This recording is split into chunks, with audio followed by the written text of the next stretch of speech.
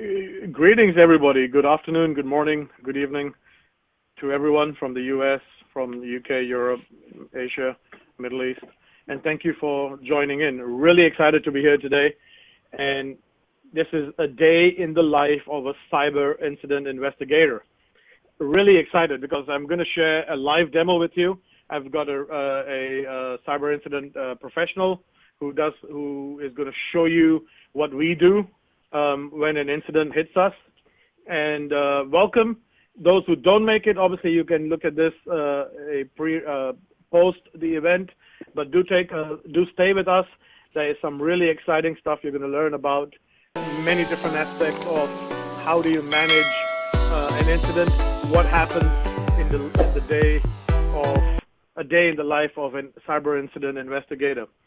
So, moving on, do remember to keep this, interactive. Ask any questions. We will try to answer as many questions as we can, and you can also always communicate with us after the webinar. So, moving straight on, normally what I do, I'm known for this, I do alternative titles to keep it exciting, but also to give you a bit of insight into what I am thinking and what problems we are trying to resolve with this particular webinar in this case. And as we can see here, I'm a vegetarian, but this is the only image that comes to mind is I'm a practicing CISO. I have been in many different CISO positions, and one common theme is an organization that is not ready, in the face of an incident. They have a lot of people running around like headless chickens when there is an incident. And remember, this may not be an attack, okay? So this is, I know hopefully all of you are chuckling. A couple of other house rules. If there is a fire, please, run. You can come back and watch the webinar. But keep your focus otherwise on this. The other really interesting one is, and I've been in this situation before, a techie, and I used to be very technical, folks, but the techie calls up the CIO and says, hey, we are under a complex, and they'll use a complicated technical word, attack. We are under attack. And the CIO will go, oh no, get everybody on the call right now. I mean, how many of you here, hopefully some of you have been on a audio bridge with 20 different people speaking 20 different accents in English? I have. At 11 o'clock in the night, at 12 o'clock in the night, and it's very painful. One simple example, in this particular thing, there was a DNS attack and on a DNS, and actually no one had checked if the production website was still running. So there was nothing wrong.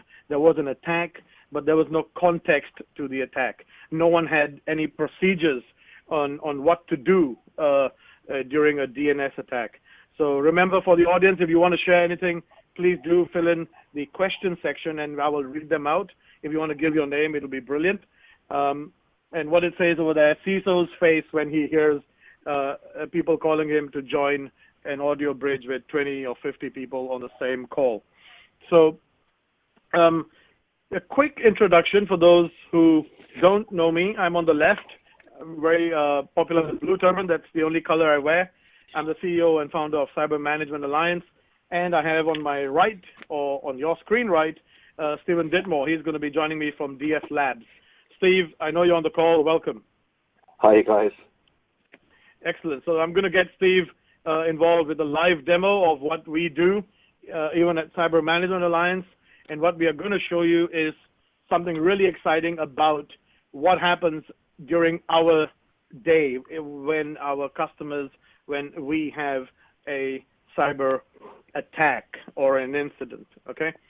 So this is a quick summary of what we are going to do. Please do keep the questions coming in. In this case, I may not interrupt Steve. I normally do interrupt the co-presenter to answer questions, but because this is a live demo, I want everyone to focus in on the demo and then start asking questions, okay? So moving forward, and what Steve is going to solve, and the problem is, we had talked about the headless chicken, but also the other issue that I want all of you to, relate to, hopefully, is if we catch something when it's small, hopefully we can catch it when it's a small issue rather than a really big problem that can, today and in the future, I'm going to mention GDPR, General Data Protection Regulation. I'm sorry, I have to do it because GDPR is going to cause a significant problem for organizations in terms of incident response, amongst many things. And the key issue here is our objective must be to how can we respond successfully in a consistent manner, in a structured manner, in a repeatable manner, okay, to any incident before it becomes a real big problem for the organization and people get sacked, and people start to lose their jobs. So what we're going to focus on now is I'm going to get Steve, not yet Steve, don't click on that share yet, but Steve is going to give us a live demo of Inkman, which is like an incident manager from DF Labs. The reason I'm sharing this is I use this product for my training when I do cyber incident planning and response training, but I also use this product myself and also with customers. So it's a product, it's a demo of how and what happens during an incident. And the objective is to how do you try to avoid this incident phase, right? How do you avoid the headless chicken issue? But most importantly, and this is a bit of fun here, but actually how do you empower the human, okay? The security analyst, how do you make it a superwoman, a superman? How do you empower them? How do you give them the tools, the information and the necessary approach that they respond to incidents in the right manner so that you can save money, but also you can actually empower your humans and make the security analyst job more interesting. Without too much ado, the final objective must be how do you lower your response rate? Detection, yes, but if you can't respond, if you are running around like a headless chicken or multiple chickens, then you have an issue. And this term that I have picked up from someone I know very well, Mr. Fowler, I'm going to call you out briefly, is how do you force multiply, okay? How do you take what you have and multiply that knowledge without significant effort? Those are some really interesting objectives for any organization moving forward. I mean, everyone knows incidents are not going to go down, they're only going to go up. So I'm going to go without too much ado. Steve, if you click on the screen share now, and folks, please pay attention. We're going to go into a demo, and I'm going to start by introducing this demo, and then Steve will obviously take over. This is what, Steve, correct me if I'm wrong, but this is what an analyst who works with us and for us, or in any other organization that is running this product, is going to be presented with a beautiful dashboard and configurable dashboard, that when he or she logs in, he sees this. So Steve, before we go into an attack scenario, could you give a few seconds on what this dashboard is? Yeah, absolutely. Thank you very much, Amar, for the introduction. And as Amar kind of rightly put, we are an orchestration product. And what you see as an investigator, as they log in as an incident responder, they're presented with this dashboard. And the beauty of the way we've created our dashboards is they're fully configurable. So you can have a dashboard specific to an investigator, an incident responder, and you can also have one for a CISO and an upper management position. So this one here, very, very simple, includes just high-level metrics as well as a kind of little high-level graph showing volumes of incidents that they come in and the type of incidents they are as well. And then you can add in as many dash as you like, or as many kind of graphs as you like specific to those particular roles. And they're all interactive, so you can drill onto a particular incident, or if you move down to one of the pie charts, it's more relevant for a CISO, seeing where his resources are being put to use and where all the incidents are coming through. You can actually drill through to the information behind, going to a little kind of drill down menu here showing, right, there's 2 incidents here that are related to board level members. So yeah, very kind of high level dashboard, yeah. Excellent, Steve. I guess now what we want to kind of dive into is what happens during an incident. So let's assume we have had a ransomware attack, okay? Yeah. And let's go through a bit slowly. Let's go through what happens in the life of an analyst when a ransomware attack, hits. So take a few seconds. Yeah. There's a slight delay, but take a few seconds, bring that up, and then let's start, talking about what happens. So if you bring up that screen of the playbook, and then let's take everyone through. We are going to be hit by a ransomware attack. This is the scenario we are looking at, and we are going to discuss what happens when the ransomware, when one of our log sources discovers a ransomware. Polite feedback to the audience. If you have any questions, please ask them, but we will keep them towards the end. But we are now at the live demo. So Steve, let's start with what happens during a ransomware attack. Brilliant. Cheers, Amar. So as you can see here, we've got a log or a syslog message that's come through from our ArcSight radar, and it's determined that is a ransomware, a piece of ransomware has hit us. And what we've done in Inkman is we're able to create automated rules according to the information we receive from all these different sensors and all these different products. So we're able to interpret email addresses, and we're able to interpret syslog or Ceph messages, and right through to some manual means like engagement forms and whistleblower forms, and also SIEMs. And this one here, we're in an admin view, but you're able to access incidents from a variety of different places, like your dashboards, which I showed earlier, as well as the incidents menu as well. But I wanted to show the kind of message as we see it here. So we've got an ArcSight message, it's split out, and it's all these different forms, which is really give us as much information as possible. We've got everything from internal host IPs to external IPs as well.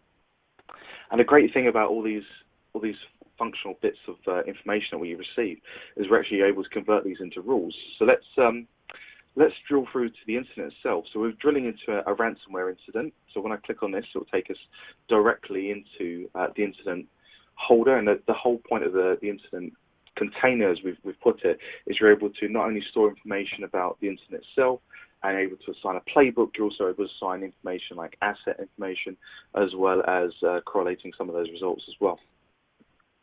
Okay, excellent. So Steve, just a bit, there's always a bit of, because of BrightTalk, the way BrightTalk does the live demo, but this is going good. So we're going to go, and if you click onto that screen of the playbook right now, and then we stick with that for a few seconds, but this is now going to talk about, we've been hit by a ransomware, and ArcSight in this particular instance has detected the ransomware, and then the analyst now does what? So the analyst has already got information at his disposal, and the reason he's got that is we've already got automated actions that are already running as a part of the playbook that we've created. And you'll see this in the kind of top right-hand little graph here saying you've got 3 successful automated actions already run. And that's great. Sorry, Mar, what you going to... So the beauty of this, we've got this graph that shows these 3 actions that have been added. And we've also got some options like semi-automated actions. So we tend to see semi-automated really be used for more of a, more of the containment procedures. So some companies are a little bit more cautious in terms of how they would approach some of the containment activities, like blocking firewall ports or sandboxing users. So there's the alternative there. As we move down. So Steve, slowly, before we go into what happens in each action, what are these categories? If we take a few seconds and we look at the categories, there are several categories. And I think, as I understand, these categories are based on a standard. Yes, you're absolutely right. So it's based on the whole approach. This particular playbook is based on a NIST 800-61 standard. So as we move down, you'll see there's different categories. We've got 5 different categories. We've got detection and analysis, we've got containment, remediation, recovery, and post-incident. And they've all got sub-actions beneath those according to this particular standard. let's just stick on the screen for a few more seconds. We're trying to synchronize everything. So we've got post-incident from the bottom up.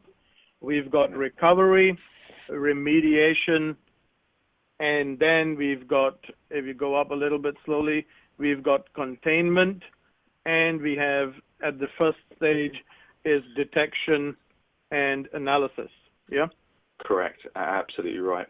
And the beauty of the way we've got a number of different playbooks. We've got over 100. We actually have a department in DF Labs, and their kind of focus is purely for creating playbooks to industry best practice and kind of international standards. So although this one's built on the kind of NIST 800-61 standard, we also have playbooks designed around the ISO standards and many more, like the CREST standard as well. So we've got a number of different playbooks, and the beauty of the way we've implemented the playbook feature is you can apply whatever standards you need, and you can also use these as templates. So you can not only have to follow this line by line, but you can also add your own actions, and you have your own templates. So if you have some additional best practices in-house, you might want to apply those actions on top of these industry best practices. Yeah. Excellent. I've got a couple of questions, but let's go through. Now we're all looking at the same screen, and we've got the playbook. A ransomware has been detected. An alert came in through ArcSight, and now we have the playbook that's already been designed according to a standard, right? NIST. Yeah. We said NIST 800-6.1 or 61, I think, and now we are going to go through each action. Could you take us through? And the beauty about what I like about this, and like I said, I use it myself, right, is I like the automation context to this. So whoever's listening in, I'm sure you can relate to the fact during an incident, one of the biggest headaches is how do you enrich the data, okay? Apart from repeatability, consistency, how do you ensure that the data during the detection and analysis phase is enriched with so much good information that you can then, it saves you time, but also it does it automatically. So tell me what happens here, Steve. Absolutely. So we've got a number of these different actions that have been applied. And if we go into details, you actually can drill in and find the information from this. So in the parameters here, I've actually pulled information directly from the actual syslog event that we saw earlier. And if I show details, you'll see the information behind it. So this is a piece of ransomware, and we've detected an external IP address. So more than likely, that's going to be a command and control server. Slow down a second. Sorry, slow down a second. Right, okay. So what are we seeing on the screen? Yeah. So you should see the ISP information there. So I've done a lookup of where this particular machine or where this IP is located to. Yeah. And you can see, right, this is located in Southeast Asia. That starts to raise alarm bells for me. I'm based in England, so this starts to send alarm bells to me and thinking, right, so what do I need to do next? This is quite terrifying stuff, and the headless chicken syndrome really comes into effect here. It's like, guys, we've just been... But sorry to interrupt you, all of this information has been, what do you call it? All of these informations have been automatically enriched? Absolutely, yeah. So it's already happened before we've even got into the playbook. All this information has gone off and been run, and all these actions have been run automatically. So when a responder, an incident responder, or an investigator comes in, he's already got everything at his disposal in terms of knowledge in order to move through to the next steps. So what I like to think about this, and when I do this demo myself, the beauty about this is, and I think even Mr. Fowler, who's listening in, also says the same thing. Someone with 20 years experience, 5 years experience, 1 year experience are all going to follow the same approach. Yeah? Yeah, absolutely. And to me, I think that is one of the key tenets of response is instead of making it up while it's happening. How many of us have been in that position before? I put my hands up many years ago. I used to make it up as it happened, right? Yeah. Many years ago.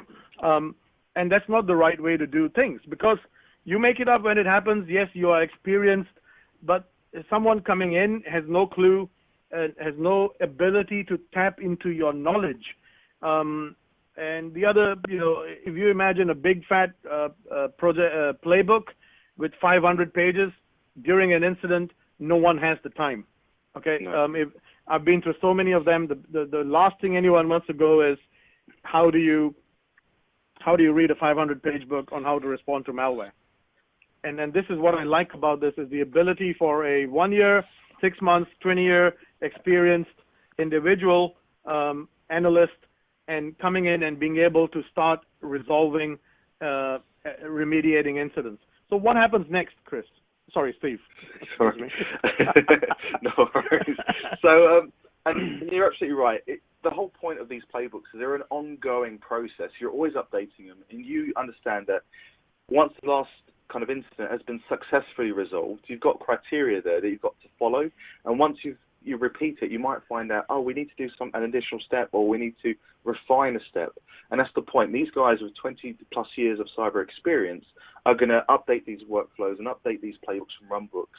And then the guys that come on board, the new guys, the guys that start a day or two ago, they're able to go into a playbook and run these tasks as would a 20-year-old. Sorry, what happens next? So identify host. Let's quickly go through some of the actions so that we can, share what happens during a ransomware attack. So identify network.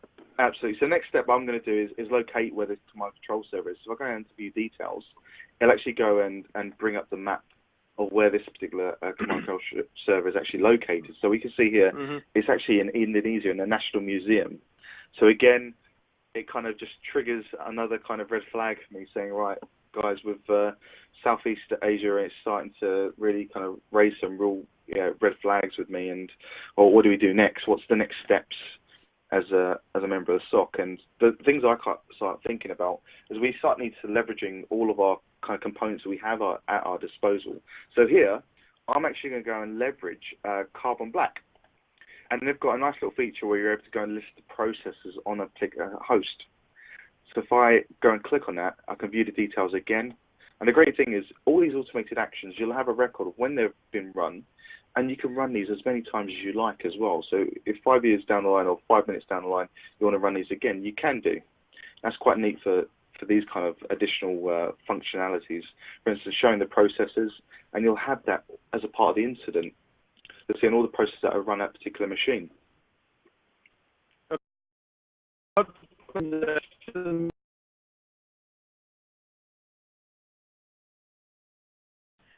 We will answer them towards the end of the demo. I want to carry on with this pretty exciting demo. I love this product. Okay. Brilliant. What happens then now? So you've done the who-is command and control. We've seen the geolocation. Yeah. Now what?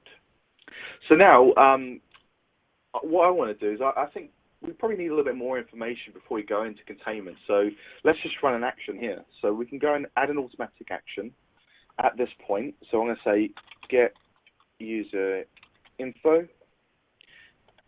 And then so hold on, are you just to reiterate, you are adding your own action to the playbook?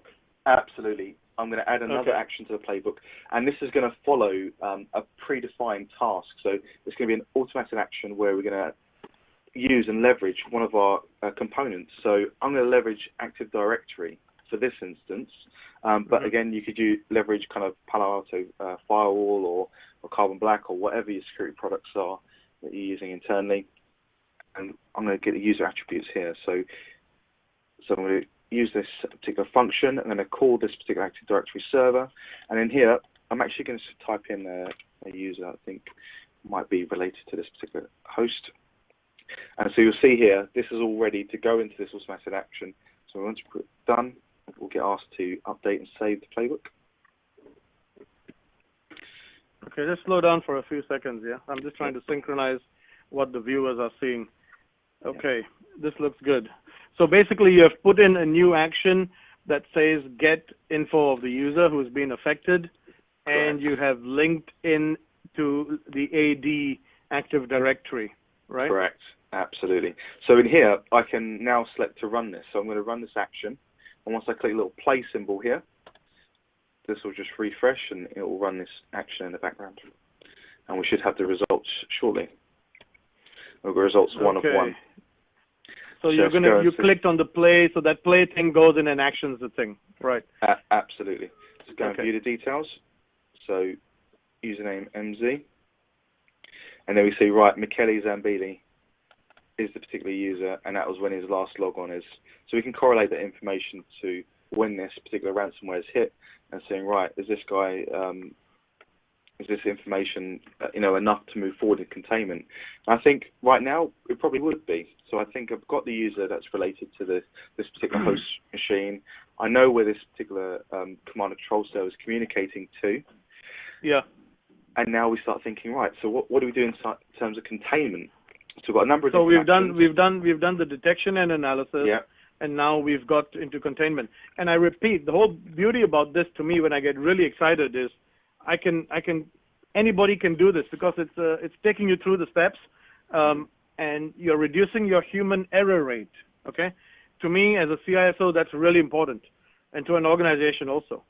If this is an attack with GDPR, if you don't get this thing right, you could be in for a massive fine. Yeah, and you make a really good point. Absolutely. And you make a really good point because compliance is also state-specific as well. So in the United States, they've got different laws and procedures in Georgia as they would in Florida. And with us in Europe, we've got to, if there is a data breach, we've got to alert the data protection officer, and we've got to alert the relevant authorities at that point. So that's the point of the playbook. We try and enforce as much as we can to make the investigators and the incident responders jobs a lot quicker and a lot simpler to do. And so as we move into containment, the next step is we've got all the information we need. Let's move into kind of containing the incident and trying to mitigate in this circumstance. So in here, we've got a number of different actions. And what we talked about earlier was we've got automated actions to run in terms of blocking ports on a firewall and sandboxing the victims. But we understand that a lot of businesses are not too comfortable with running fully automated actions for these particular functions. You don't really want to go ahead and block a port or file automatically, because if the ransomware is communicating over port 80, you're going to cause a lot of disruption to your organization. That's something you don't want to have more headless chickens than before, and that's generally what happened. No more headless chickens with this kind of thing. And then from here, you can authorize or you can reject this particular action, and you can do the same for sandboxing the victims, etc. So you can say, right, this sorry to interrupt you. This authorization approach is to ensure that you have certain authoritative folks making sure that if you do take a disruptive action, people you could have automated it if you fully have every process tightened, but most people don't have processes tightened. So this one allows you to do semi-automation or semi-automation, and allows folks like the CISO or someone above that to make sure that they can authorize this workflow. Yeah, absolutely. Making sure the relevant authorization is taking place in line with company procedures. Absolutely. And it's making sure it's a conscious decision. You don't just want to, unconsciously just go and sandbox a CEO's machine willy-nilly. It's going to cause him to get you on the phone at 12 o'clock at night, like I'm sure you've had them on. So just 1 second, stay on that screen. So we've got block, port, firewall, sandbox victim, and to repeat, you could, if you want, obviously put your own action in there. And absolutely. Let's do it again. So we can go through to the automated action. We can go through and say, right, we're going to block user. And again, we can have an authorizer if you want to have an authorizer, or we can go through to a particular action type. So we've got enrichment. Containment is the one that is the most prevalent at this point. So let's click containment. Containment, So once we've clicked containment, we'll bring up different set actions that we can go and follow. So in here, we've got a number of different actions. Give a few seconds. Just hold on a few seconds. Let's read some of them. Okay. Absolutely. So we've got everything from blocking URLs or blocking particular applications, ports, right down to unblocking the reverse of this, resetting passwords, etc., disabling users, and ultimately quarantining endpoints and sandboxing those particular endpoints out. So this one was block a user. So let's just disable that user for now. So I just want to ask the audience, is your presentation still going on. I think there may be an issue with BrightTalk. Can some of the audience members please say yes? We've got over 150 people watching now. Can you please say yes? You can see everything. Any issues? We've got questions coming in, which is very good. But let's take a few seconds.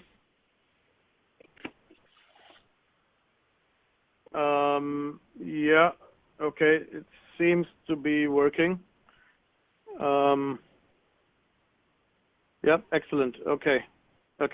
Yeah, so it's all good. All right. Right. Brilliant. So what happens after containment now? So as we click on this action, we Yes. can start disabling this particular user and go and select MZ again, the guy we've already seen previously. Click done. And once you save that, it'll go and run that particular process.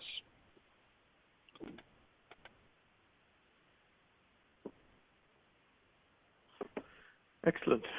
Okay.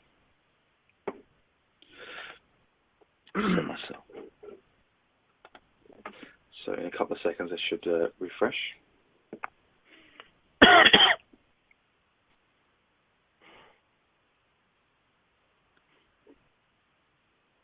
Excellent. And in here, you see you've got the little block user, and again, we've got the little symbols to authorize or reject. Yes, or reject. Okay. Excellent. Okay. So we're getting, yeah, okay. So what happens next now? So we've done containment, we go remediation. Absolutely. So we start Yeah. going through some of the more manual actions like removing the particular infection. And if you need to re-image your machine, you can do at this point, and then start your recovery processes off and start going through and kind of restoring the kind of normal day-to-day kind of business as usual operations. Excellent. Okay.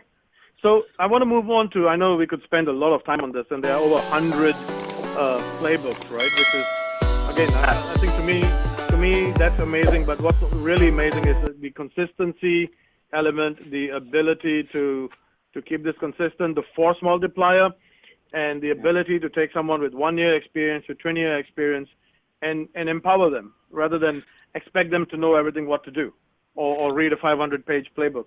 So tell me, now that I've done this incident, now traditionally, and I'm just presenting some random figures here, a ransomware incident with a couple of headless chickens, everyone panicking, would have cost me about $50,000 to $80,000 in man hours or woman hours, right, as people would like to say.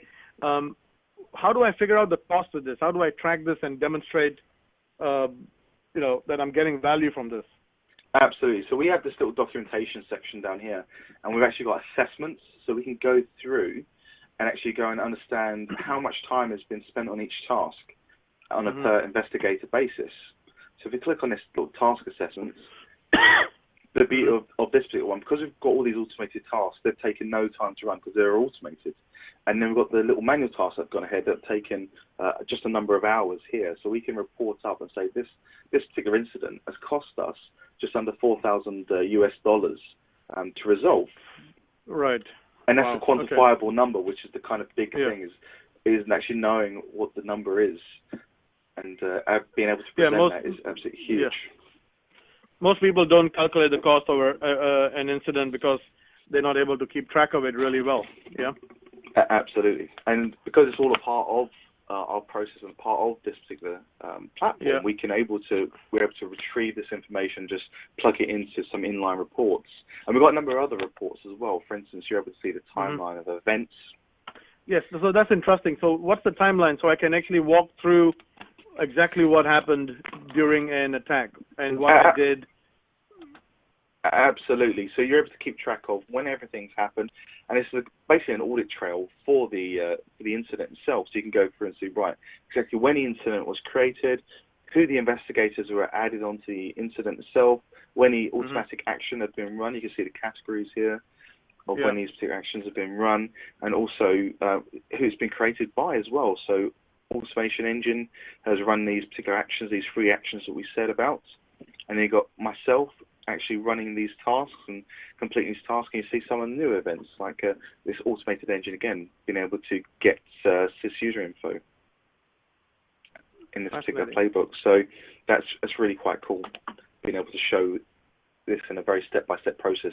And obviously with all of our reports, you're able to export these, and you're able to put this into a little timeline report, XLS report, or an encrypted PDF if you have the keys enabled. And just to give an example of why such a product or such an approach is important, folks, if you imagine an orchestra, right?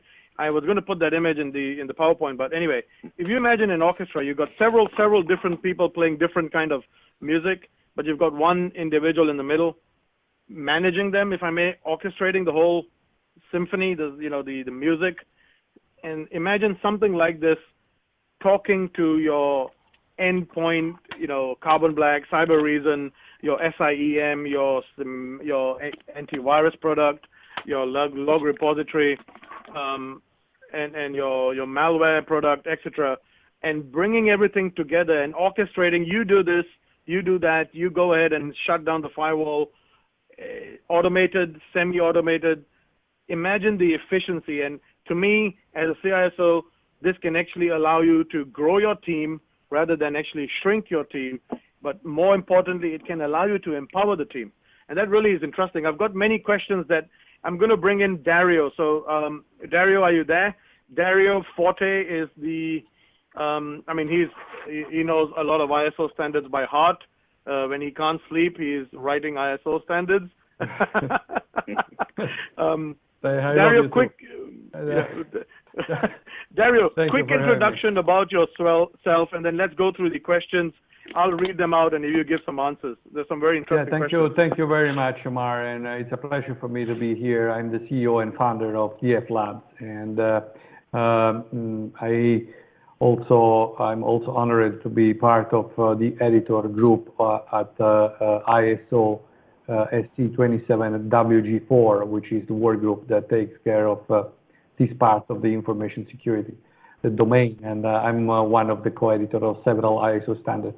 So I see that there are many questions here from the audience. I really thank you then for making this question. So you wanna go over the questions, and I will try to answer the best I can. Okay. So the first one: is there any workflow approach to assign incidents to CIRT members based on some specific criteria or round robin? Okay. Quick answer to that. The answer is yes, and both.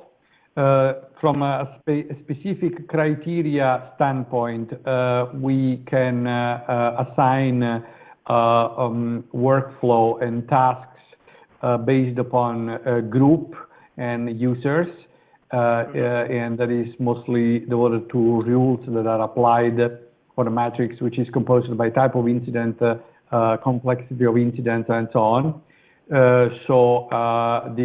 That can be rule-based, but also round robin can be applied as well, and that is conducted adopting a method which is called queuing, which is calculated by an algorithm that takes in calculation several factors that starts from the workload of a specific group versus priority versus type of incident.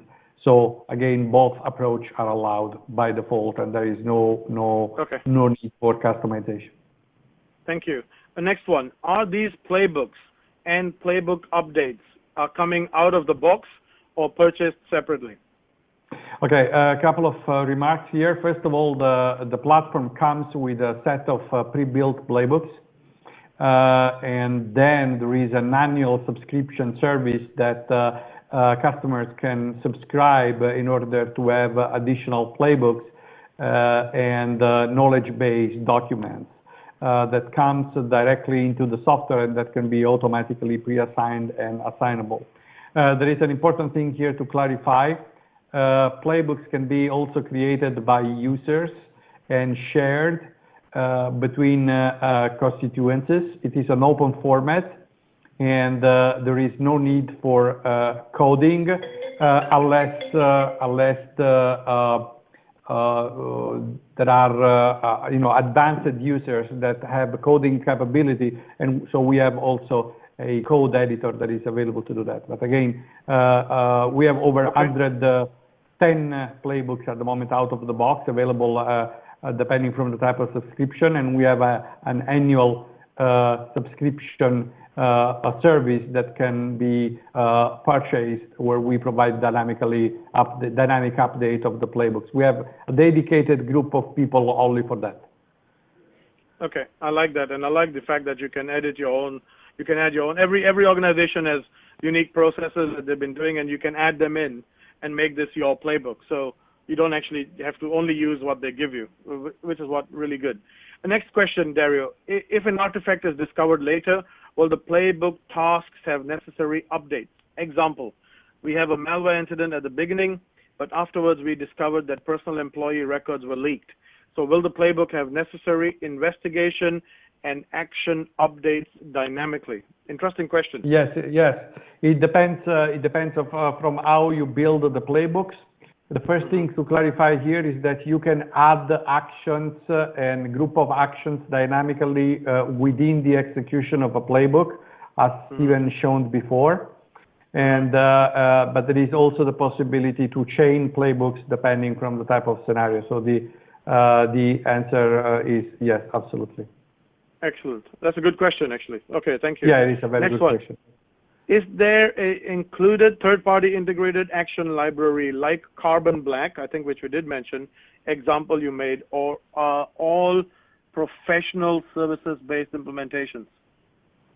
The philosophy behind DF Labs product is that we don't want customers become a slave of the vendor. So we provide over 70 different third-party integration available already out of the box, which are available again without any need of professional services, and we eventually can create connector to custom application, for example, or other different type of tools that are not currently in the list. Just for your information, we have a pretty quickly updated list. We add 5 to 10 third-party per month, and some of them will be, by the way, announced in the next week. There are a couple of very important partnerships that we are going to announce. So again, the answer is yes.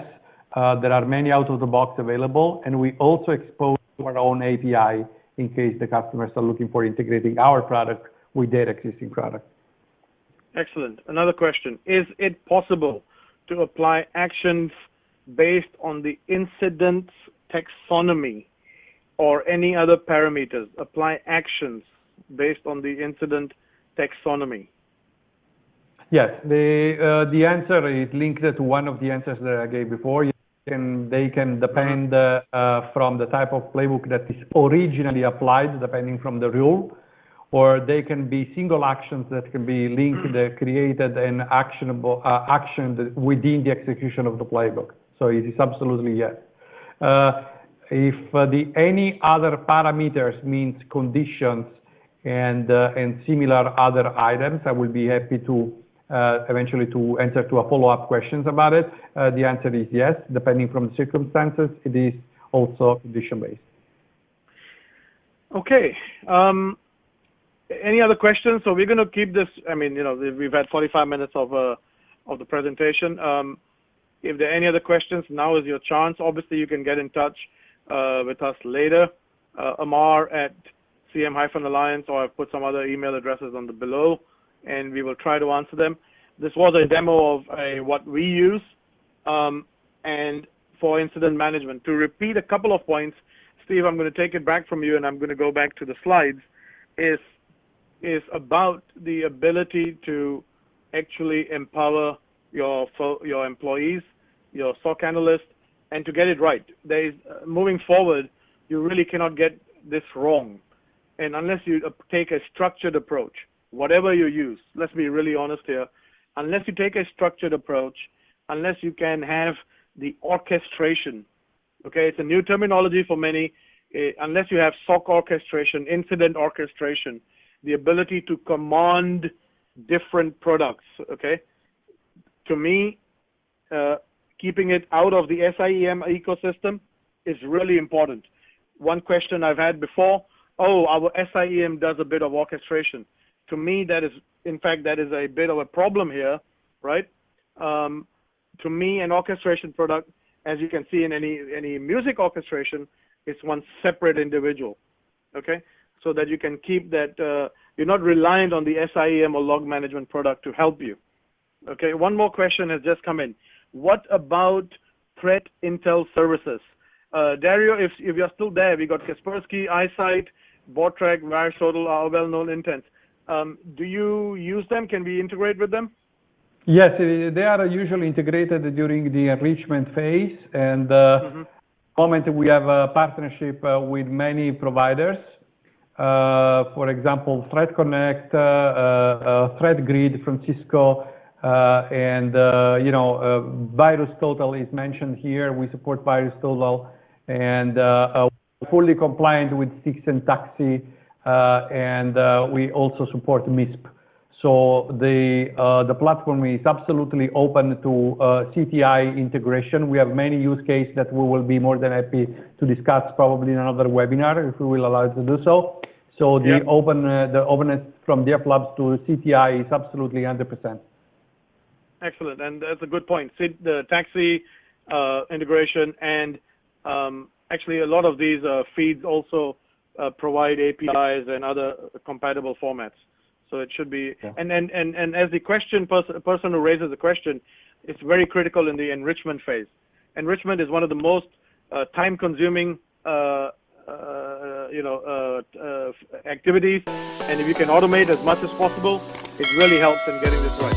But more importantly, if you look at it from the regulation point of view, to me, consistency, repeatability, evidence.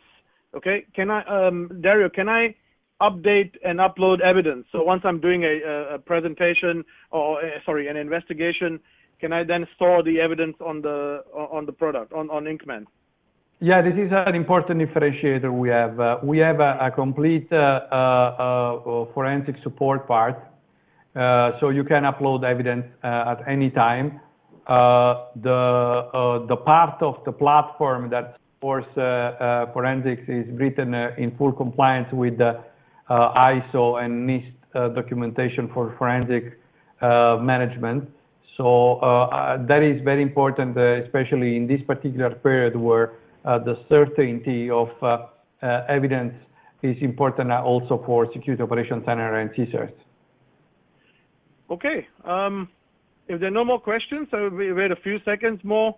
If there are no more questions, I think hopefully everyone, to me, making a webinar is really important, educational and informative.